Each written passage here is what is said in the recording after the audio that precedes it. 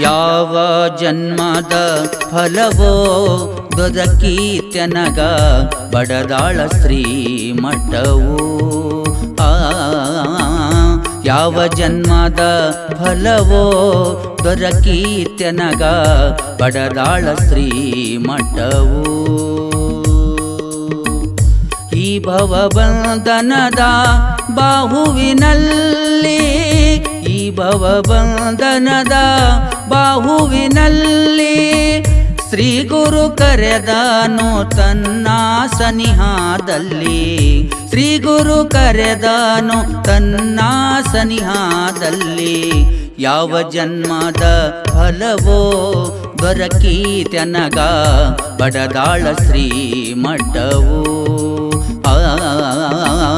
ಯಾವ ಜನ್ಮದ ಫಲವೋ ದೊರಕೀತ್ಯನಗ ಬಡದಾಳ ಶ್ರೀಮಠವು.